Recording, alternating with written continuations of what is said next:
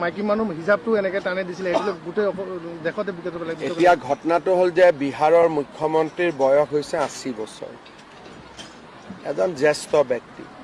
তেওঁ যদি হিজাবখনতহে চুইছে, সেইটো মই নাভাবোঁ যে সেইটো আমি বহুত বেছি নিগেটিভলি ল'ব লাগে। এজন দেউতাক বা এজন ককাক বুলিয়ে ভাবিব লাগে, কাৰণ নীতিশ কুমাৰৰ যথেষ্ট বয়স। ডেকা ল'ৰাই কিবা এটা কৰিলে বেলেগ কথা আছিল, তেওঁৰ বয়সেই ইমান।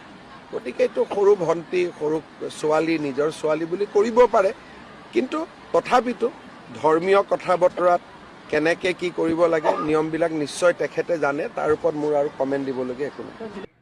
শুনিছেনে মামা কি কৈছে? অসমৰ মুখ্যমন্ত্ৰী এইটো। অসমৰ মুখ্যমন্ত্ৰী তেনেকৈ ক'ব, সিটো হ'ল মুছলমানৰ 1 নম্বৰ শত্ৰু। অসমৰ মুখ্যমন্ত্ৰী যিটো আছে হিমন্ত মামা, সেইটো মুছলমানৰ 1 নম্বৰ শত্ৰু।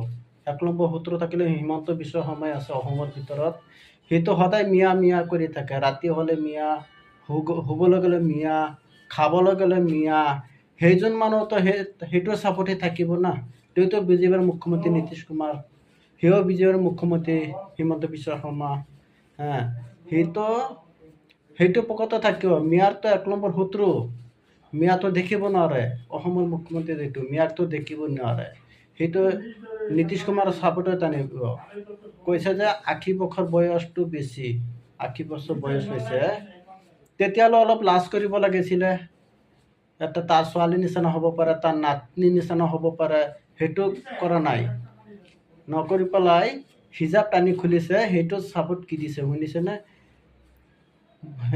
মুখ্যমন্ত্ৰী যিটো কৈছে হিমন্ত বিশ্ব শৰ্মা, অসমৰ মুখ্যমন্ত্ৰী যিটো কৈছে, এইটো মানুহ সদায় মিয়া, ৰাতি মিয়া, দিনত মিয়া, যেনেকৈ য'তে থাকে তাতে মিয়া মিয়া মিয়া কৰি থাকে। সেইটো মানুহ আৰু কি ক'ব? সেইটো থাকিব।